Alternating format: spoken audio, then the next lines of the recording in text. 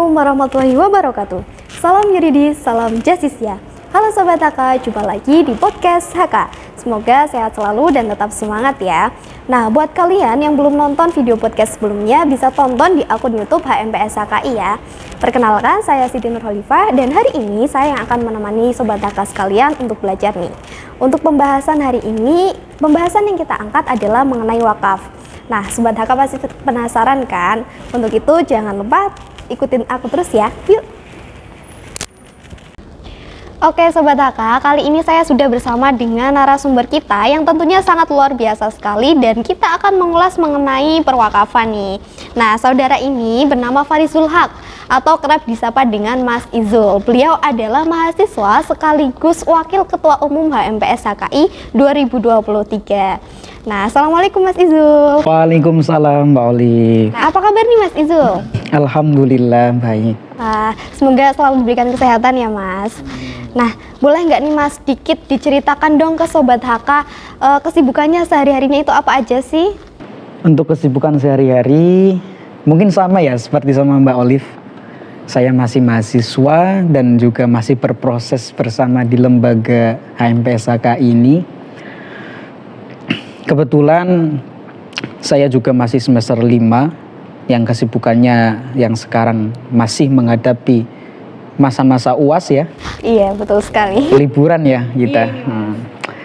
Dan juga kesibukan mengenai pekerjaan, saya juga ada pekerjaan sampingan. Kebetulan saya diamanahi sama salah satu owner dari radio untuk bisa mensiarkan atau menyiarkan ya menjadi penyiar radio dalam bidang dakwah seperti itu.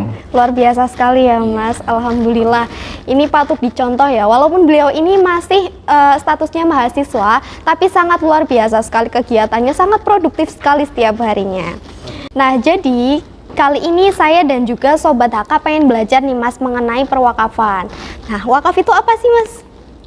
Iya, sebelum masuk ke materi definisi wakaf atau apa, kebetulan saya juga masih mahasiswa Mbak, yang alhamdulillah sudah mendapatkan materi mengenai perwakafan dan juga manajemen zakat dan wakaf. Seperti itu, mungkin saya akan mengulas dari pemahaman materi saya selama perkuliahan kemarin. Iya. Mengenai definisi wakaf ya Mbak, wakaf wahuwa filughatan. Secara bahasa yaitu al-habsu, menahan. Jadi apa itu arti menahan? Menahan dalam artian apa? Wakaf adalah menahan suatu benda yang mungkin diambil manfaatnya dengan tetap utuh untuk dimanfaatkan atau ketika dimanfaatkan. Karena guna dialokasikan pada penggunaan yang mubah dan telah wujud nyata. Misalnya dengan sihot sareh yang bisa kita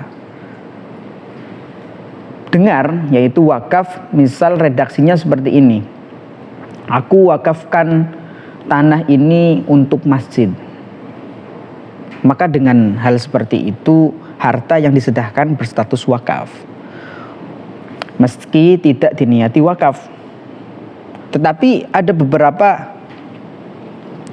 beberapa hadis Nabi, misal dalilnya untuk berwakaf ada di surat Al-Imran yang berbunyi misal lan tanalul birra hatta tunfiqu mimma tuhibbun. Al-ayah ya. Yang artinya dan sebagainya lah. Dan juga ada hadis Nabi yang berbunyi an Abi Hurairah radhiyallahu anna Rasulullah sallallahu alaihi wasallam idza matal insanu inqata'a anhu amaluhu illa min talasatin. Yaitu apa saja, ada 3 ketika manusia itu meninggal dunia. Yang tidak terputus adalah ada 3, yaitu 1 shadaqatin jariyatin au ilmin yuntafa'u bihi au wiladatin sholihin bid'au lahu. Artinya berarti 3 hal yang tidak terputus dari seseorang setelah meninggal, yaitu ada sedekah jariyah, ada ilmu yang bermanfaat, dan anak soleh yang mendoakan orang tuanya, seperti itu. Dan wakaf ini termasuk menjadi salah satu nilai ibadah yang bisa dimanfaatkan bagi seluruh umat manusia atau yang ada di bumi, seperti itu. Jadi masuk ke dalam sedekah jariyah seperti itu ya Mas? Sedekah jariyah, tapi bukan, ya. Beda. Oh, berbeda. Berbeda, ya, berbeda. Sedekah jariyah atau amal jariyah dan zakat itu beda lagi. Definisinya beda lagi ya. Kalau wakaf itu lebih ke pengambilan kemanfaatannya itu utuh, seperti itu. Selalu berkelanjutan. Ada misal yang tidak utuh, yang tidak bermanfaat ya, tidak ada kemanfaatannya, itu tidak terasa. Itu seperti wakaf, mewakafkan tanah untuk pemakaman. Itu namanya wakaf yang tidak produktif. Karena tidak ada yang bisa diambil kemanfaatannya. Seperti itu. Wakafkan, tapi itu namanya wakaf yang tidak produktif. Wakaf tanah untuk pemakaman umum boleh saja, tapi tidak produktif, seperti itu. Oke, itu tadi kan pengertiannya ya. Lalu ada nggak sih jenis-jenisnya wakaf itu apa aja kayak gitu Mas? Dan mohon bisa dijabarkan apa aja seperti itu? Oke, bisa ya Mbak. Mengenai jenis-jenis wakaf. Jenis-jenis wakaf yaitu, kalau wakaf berdasarkan peruntukan merupakan salah satu macam wakaf yang dilihat dari segi kemanfaatannya. Kan seperti itu wakaf tadi definisinya. Dan ada jenis wakaf ini dibagi lagi menjadi 3, yaitu ada wakaf khairi, wakaf ahli, dan wakaf mustarok. Yang pertama wakaf khairi. Apa sih definisi dari wakaf khairi? Kan seperti itu. Wakaf khairi adalah wakaf yang digunakan untuk kebaikan yang terus menerus dan tahan lama. Itu namanya wakaf khairi. Ya. Jadi wakaf itu kan dibagi menjadi jenis-jenisnya tadi. Ada salah satunya wakaf khairi, yaitu wakaf yang digunakan untuk kebaikan yang terus menerus dan tahan lama, seperti itu. Dan dari pihak yang memberikan wakaf, itu namanya wakif. Wakif, yang pihak yang memberikan wakaf ini mensyaratkan bahwa wakaf ini harus digunakan untuk menyebar manfaat dalam jangka yang yang panjang. Contohnya seperti apa? Masjid, membangun masjid ya, ada sekolah, pondok pesantren, rumah sakit, misal ada sumur ya, untuk di wakafnya itu untuk wakaf sumur tanah, ada sebidang tanah untuk dijadikan sumur.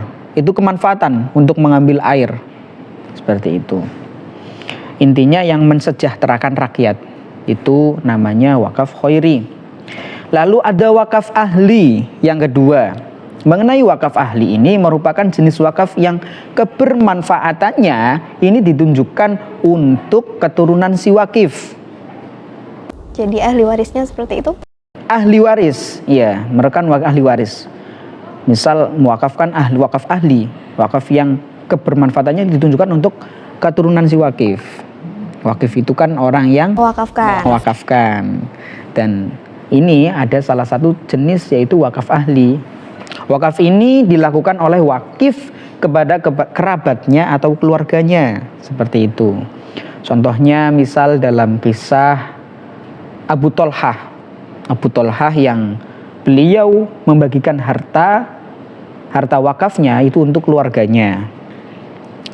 Misal keluarga, kalau Abu Tolhah itu untuk keluarga dari pamannya. Itu dalam salah satu kisah dari sahabat Nabi, seperti itu. Yang ketiga ada wakaf mustarok. Wakaf mustarok ini apa? Wakaf mustarok merupakan wakaf yang manfaatnya ini ditujukan untuk keturunan wakif dan masyarakat umum. Ada tambahannya ya. Kalau tadi tidak ada masyarakat umumnya, hanya keluarganya. Ya, keluarganya. Kalau wakaf ahli. Tapi kalau wakaf mustarok itu bisa untuk ahli, bisa untuk keturunan wakif dan masyarakat umum. Contohnya, jadi seperti yayasan yang berdiri di atas tanah wakaf. Dan juga ada pembebasan sumur pribadi. Sumur pribadi ya, belum dibuatkan sumur. Kalau tadi kan wakaf yang pertama tanah untuk dijadikan sumur. Nah, kalau ini sumur pribadi untuk digunakan oleh masyarakat luas. Artinya, semisal kita mempunyai sumur, lalu sumur itu kita buka untuk masyarakat umum juga. Jadi digunakan untuk bersama seperti itu. Iya, dengan ikrar ya. Nah, dengan ikrar maksudnya kita ya dengan mengucapkan saya membuka sumur ini untuk masyarakat umum, silahkan untuk bisa mengambil air di rumah saya, misal seperti itu boleh. Seperti itu Mbak, ada 3 jenis tadi, ya, wakaf khairi, wakaf ahli, dan wakaf mustarok, seperti itu. Nah, itu dia jenis-jenisnya ya Mas. Kalau rukun-rukunnya Mas, apa aja nih rukun-rukunnya dari wakaf itu? Rukun, mengenai berbicara terkait rukun itu ada bukan misal ya, ini asli.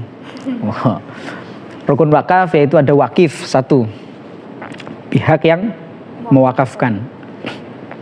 2, ada mauquf alih, pihak yang menerima wakaf. Dan juga ada mauquf. Mauquf itu apa? Yaitu barang yang diwakafkan. Yang keempat ada sighot. Sighot itu apa? Pernyataan wakif yang menunjukkan makna mewakafkan, baik secara eksplisit ataupun implisit. Atau secara bahasa wakaf yaitu sighot sharih dan sighot kinayah. Seperti itu.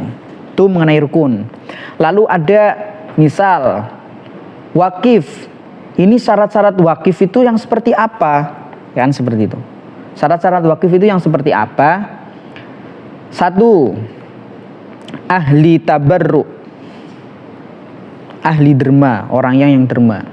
Dan dalam mewakaf hartanya seorang dapat dikategorikan ahli tabarruk. Ini apabila mempunyai beberapa kriteria. Yang 1, mukallaf. Artinya mukallaf ya, mukallaf orang yang berakal dan sudah balik. Yang merdeka, maka tidak sah jika orangnya itu masih seorang hamba. Merdeka itu ya artinya yang merdeka dalam artian sekarang sudah tidak ada budak. Gitu. Iya betul sekali. Merdeka. Terus yang ketiga tidak ada unsur keterpaksaan dalam mewakafkan. Itu orang yang tadi, orang yang ahli tabarruk, hanya orang yang dermawan. Lalu yang kedua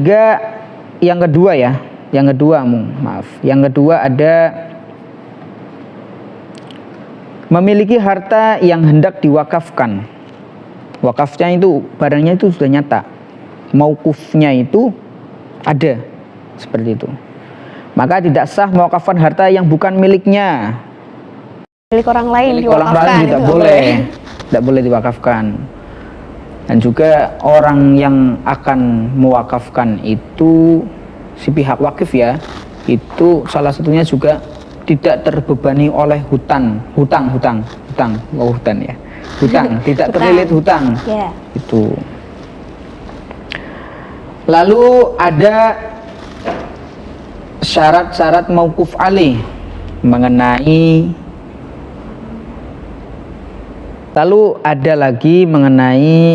yang kedua yaitu memiliki harta yang hendak diwakafkan.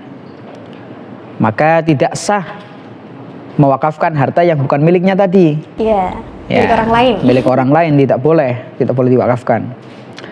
Ini ada salah satu menurut pendapat para ulama ya, ahli fikih ya, terkhususnya 4 imam madhab yang kita ikuti ya. Menurut dari kalangan Hanafiyah, sebagian ulama menurut kalangan Hanafiyah dan sebagian ulama Malikiyah dan qaul qadim madhab Syafi'i. Qaul qadim itu qaul yang terdahulu dari madhab Asy-Syafi'i, ini mengatakan bahwa mewakafkan harta yang bukan milik wakif digantungkan pada izin pemilik harta. Apabila ia mengizini maka sah, jika sebaliknya maka tidak sah. Artinya kalau kita mengacu kepada qaul qadim dan juga tadi menurut kalangan Hanafiyah, boleh saja mewakafkan harta yang bukan miliknya, tetapi asalkan sudah mendapatkan izin. Itu kalau menurut kalangan Hanafiyah dan qaul qadim seperti itu. Sedangkan wakaf yang dilakukan di pemerintah ya, pemerintah dari khas negara Baitul Al-Mal, menurut ulama Syafi'iyah hukumnya sah. Itu seperti itu. Baik wakaf kepada pihak yang ditentukan itu yang tadi ada wakaf muayyan dan ghairu muayyan tadi. Muayyan ataupun umum ghairu muayyan. Dan hal ini merupakan pengecualian dari syarat memiliki harta wakaf oleh pihak wakif, seperti itu. Nah, sebenarnya ya Mas, ada nggak sih ketentuannya kayak apa aja yang bisa diwakafkan? Kemudian ada nggak sasaran-sasaran tertentu gitu? Siapa yang bisa diwakafkan kayak gitu, Mas? Iya. Tadi mengenai siapa saja yang berhak mendapatkan wakaf dan apa saja yang benda yang bisa diwakafkan. Iya. Itu ada yang namanya berarti masuk ke rukun namanya mauquf alaih. Seorang yang berhak menerima wakaf. Itu salah satunya ada mauquf muayyan. Mauquf muayyan yaitu perorangan tertentu. Tadi baik salah satu orang atau lebih. Tadi kan sudah dijelaskan ya mengenai wakaf muayyan dan ghairu muayyan tadi. Jadi orang perorangan dan juga ghairu muayyan bisa dikatakan disebut juga jihah. Nah, itu pihak penerima wakaf yang tidak mengarah kepada perorangan tertentu. Seperti itu. Seperti apa tadi, fakir miskin, masjid, pelajar dan lain-lain. Seperti itu yang dapat diwakafkan. Dan juga wakaf itu ketika jenengan berwakaf ya misal, itu tidak boleh digunakan untuk kemaksiatan. Karena sebab dari wakaf itu adalah ibadah. Mewakafkan untuk jalan kemaksiatan kontradiktif dengan tujuan tersebut. Yang kontradiktif tidak boleh. Jadi harus yang baik-baik. Harus yang baik-baik untuk mewakafkan karena merupakan ibadah seperti itu. Karena itu tidak sah mewakafkan harta untuk pembangunan gereja, untuk pembangunan diskotik dan lain-lain yang halnya itu tidak manfaat. Seperti itu mengenai orang-orang yang bisa mendapatkan wakaf, yaitu ada muayyan dan ghairu muayyan. Dan benda-benda yang bisa diwakafkan, misal di muayyan itu tadi ada seperti mewakafkan masjid dan perorangan itu ya. Yang dari misal dari pihak yang tidak muslim yang fasik pun itu sah untuk mewakafkan. Seperti itu. Nah, terakhir nih Mas, sebenarnya wakaf itu boleh diambil lagi atau ditarik lagi atau enggak Mas? Karena banyak terjadi di masyarakat ya, contohnya misal ada seseorang yang sudah mewakafkan nih buat masjid atau apa kayak gitu. Nah, ternyata ketika dia meninggal, dia memiliki ahli warisnya itu menarik kembali wakafnya itu. Nah, itu hukumnya bagaimana itu Mas? Oke. Perlu diketahui bahwasanya wakaf itu adalah kebermanfaatan yang harus berkelanjutan, kemanfaatannya bisa diambil. Dan juga artinya kan menahan dan juga bersifat ilzam. Bersifat ilzam yaitu tetap, yang artinya misal tadi yang sudah studi kasus yang sudah diberikan mengenai seorang yang berwakaf namun ahli warisnya menuntut untuk dikembalikan. Seperti itu. Dalam hal ini seseorang yang berwakaf berarti kan telah melepas hak kepemilikannya. Wakif ini sudah melepas hak kepemilikannya kepada Masyarakat yang diwakafkan tadi. kepada pihak yang menerima Wakaf. wakaf, seperti itu. Sebab wakaf yang telah diikrarkan tadi misalnya tadi tidak dapat dibatalkan. Makanya sekarang sudah bisa membuat adanya akta ikrar wakaf. Akta ikrar wakaf ini dibuat di KUA, ya. Jadi KUA itu bukan hanya untuk pernikahan saja, tapi untuk membuat masalah terkait kewakafan dan juga ada hak waris itu di KUA boleh. Mengenai hal itu, misal tadi harta benda yang sudah diwakafkan ini dilarang, satu, dijadikan jaminan, tidak boleh. Disita, tidak boleh. Dan juga ada dijual, tidak boleh. Dan juga ada diwariskan. Lah, tadi ya. Poinnya Tadi bahwasanya ya udah hak yang sudah diberikan ikrarnya itu tidak bisa dibatalkan. Seperti itu. Dan juga selain diwariskan ada juga ditukar atau dialihkan dalam bentuk pengalihan hak lainnya. Yang banyak terjadi di masyarakat itu mesti tukar guling. Tukar guling, misal tanah wakaf. Itu boleh juga tukar guling dalam pendapat-pendapatnya, karena misal yang di tanah wakaf itu ketika sudah dibangun kok akan terjadi banjir, misal seperti itu. Dialihkan saja, coba siapa yang mau dan siapa orang yang mau untuk tanahnya itu ditukar supaya dijadikan sebagai pengganti dari tanah yang tadi. Seperti itu. Misal jika seseorang tadi sengaja melanggar ketentuan yang sudah disebutkan tadi mengenai diwariskan dan dijual itu maka dalam ancaman pidana itu dengan pasal 67 ayat 1 dalam undang-undang wakaf itu yang berbunyi, saya bacakan Mbak.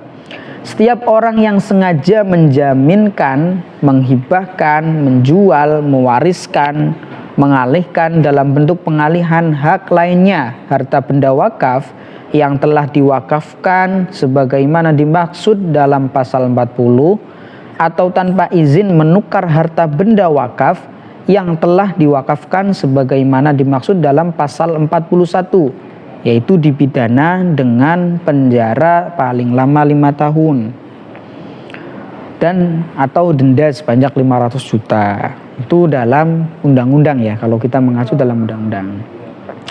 Sehingga dalam menjawab pertanyaan Anda tadi mengenai apakah boleh diambil oleh hak warisnya, ya tadi jaga-jaganya kita ketika sudah adanya ikrar mengenai wakaf itu segera dibuatkan akta ikrar wakaf.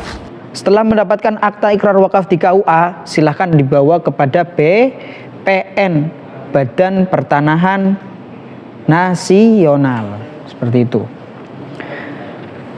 Jika tadi menjawab, maka sangat jelas dan tegas bahwa ahli waris tidak bisa atau tidak berhak untuk mengambil tanah wakaf itu kembali atau membatalkan wakaf itu tidak boleh.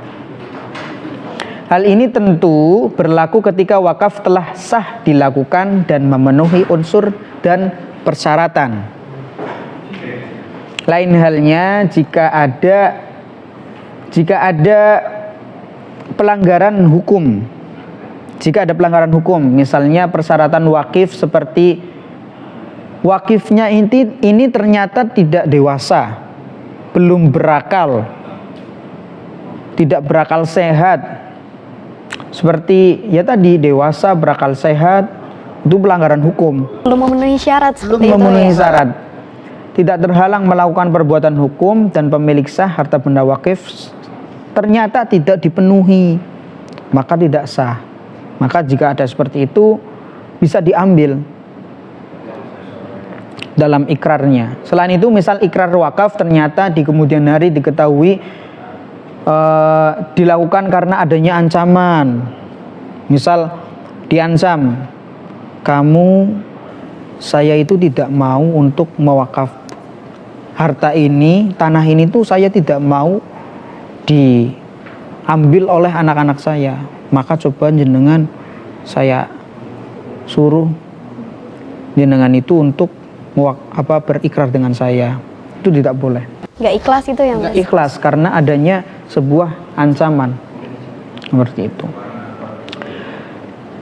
Dan seperti itu, misal harta wakaf ternyata ya di kemudian hari diketahui dilakukan karena adanya ancaman atau paksaan, atau harta benda yang telah diwakafkan ternyata milik orang lain itu, atau telah dialihkan kepemilikannya sebelum ikrar wakaf dan sebagainya. Seperti itulah tadi ya, misal diketahui bahwasanya yang mewakafkan ini ternyata bukan harta milik si wakif, milik orang lain. Milik orang lain, yang di situ terjadinya tadi hak warisnya ya, hak yang mendapatkan waris ini ternyata itu kok sudah diwakafkan tanahnya, padahal saya ahli warisnya. Yang harus mendapatkan. Ternyata ahli waris tersebut tidak tahu bahwasanya harta itu diwakafkan oleh bukan pemilik si orang pewakif tersebut, maka tidak boleh seperti itu. Seperti itu Mbak Olive ya. Baik. Terima kasih ya Mas karena telah berbagi ilmunya kepada saya dan juga Sobat HK sekalian. Nah, maaf nih Mas karena mungkin ada salah-salah kata juga dari saya. Baik Sobat HK, karena waktunya juga terbatas, maka podcast kali ini kita cukupkan. Nah sebelum saya tutup nih, dari Mas Izul ada yang mau disampaikan atau tidak nih buat Sobat HK? Nah itu pesan atau motivasi mungkin? Oke, karena pesan atau motivasi ya? Iya betul. Karena saya juga masih berada di satu lembaga dengan Mbak Olive. Iya betul. Di HMPSHK ini tetap semangat dan teruslah berinovasi lagi, dan jangan lupa tingkatkan keakademikannya walaupun seorang organisasi, tetapi jangan lupa untuk meningkatkan kualitas diri seperti itu. Dengan apa? Dengan mengikuti kegiatan-kegiatan seminar, dengan mengolah diri, misal dengan kita membaca buku sehingga kita diwadahi dengan pustaka-pustaka di otak kita itu. Seperti itu, dan pesannya lagi semangatlah. Teruslah semangat karena fase kita masih di fase tholabul ilmi. Seperti itu. Oke, terima kasih banyak Mas Izul. Baik, sekian podcast kali ini. Jangan lupa nanti Sobat HK tonton terus video selanjutnya. Akan ada pembahasan-pembahasan yang menarik lagi di episode selanjutnya. Dan jangan lupa like, komen, dan subscribe akun YouTube HMPS HKI. Sekian, wassalamualaikum warahmatullahi wabarakatuh. Salam yuridis. Salam Jasisia.